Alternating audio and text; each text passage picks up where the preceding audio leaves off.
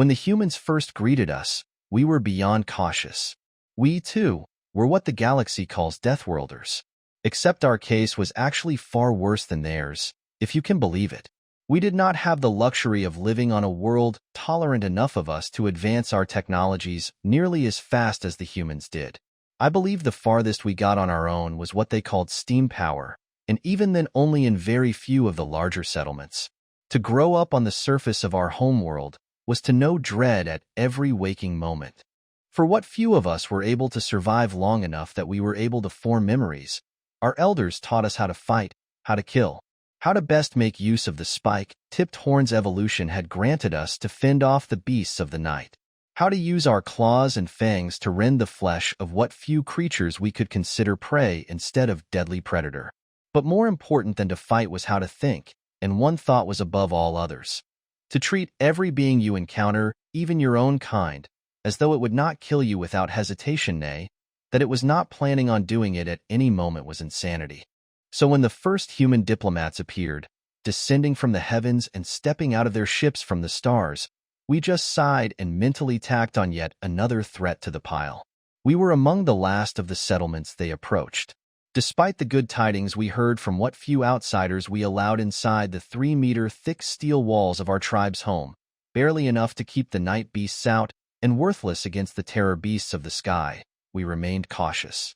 And when they finally approached us and made ready to greet us, and I was selected by lottery to be our tribe's emissary, when the time came, I was ready for anything, or at least I thought I was. As they stepped out of their starships, I almost laughed at their appearance.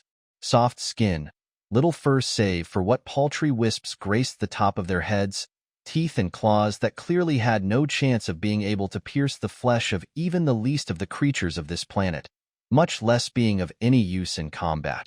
I almost let my guard down and only mentally drafted 3 different countermeasures on how to kill them all as they approached. They engaged in pleasantries, offered gifts, everything they could to try and get me to let my guard down, to get me to slip up, show weakness, then they would strike. Or so I thought. It went on for days. Every day I met with them, I grew more puzzled. When would they make their move? I would have done so by now. Perhaps they were intimidated by us? After all, the least of us were easily more than a head taller than them, and their biological gifts for the hunt, the chase, the kill were pathetic. Then, on the 7th day, one finally felt brave enough to hug me. I tensed up, and it felt as though time slowed. To touch another without warning outside of training and sparring was tantamount to declaring your intent to kill, and I prepared to rip them to shreds. But something about the sensation gave me pause. I could barely feel the pressure making its way through my fur to my scar-covered flesh, but it dampened my blood rage. They were just not holding me. Softly, warmly. I was beyond confused, and asked them what in the name of the lifeblood of my ancestors they were doing. Their response only puzzled me further. From what we've seen, heard, and learned well, until you all trust us enough to let us rescue you from this hellhole of a world.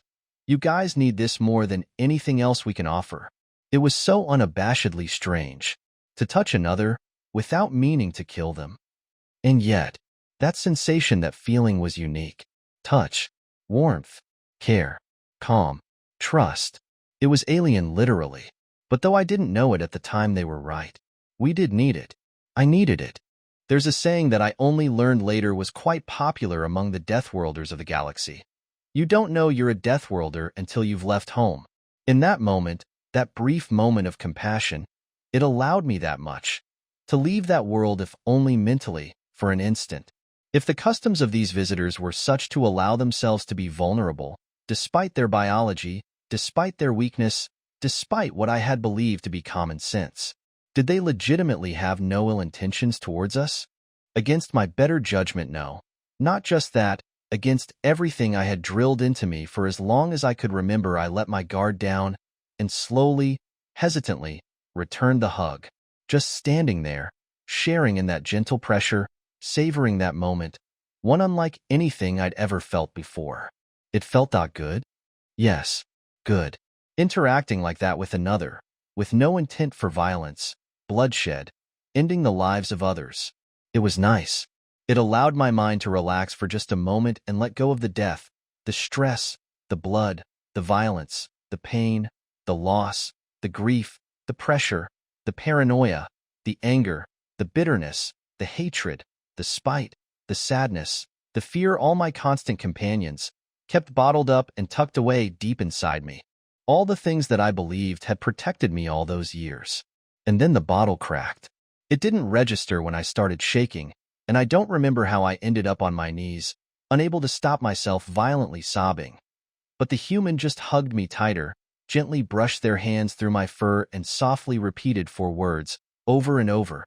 The same 4 words I would hear to reassure me that I was making the right choice when I signed up for the initial galactic integration programs they offered.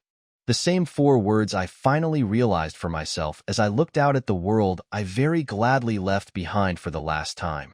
The same 4 words I knew the truth of when I visited some of the other homeworlds of the galaxy and realized just how bad we had it. The same 4 words I would hear as I first met with what they called therapists to treat my severe PTSD, an apparently not universal condition for those of us who originated from the homeworld. The same 4 words I had to remind myself of every day afterwards when old patterns of behavior and thought popped up. The 4 words I marveled at every once in a while in endless gratitude for what I later learned was the only species willing to so much as consider landing on our living nightmare of a world in the first place. Despite the risks, despite what I later learned was a tragically high body count, with the sole intent of lifting us up. It's okay. You're safe.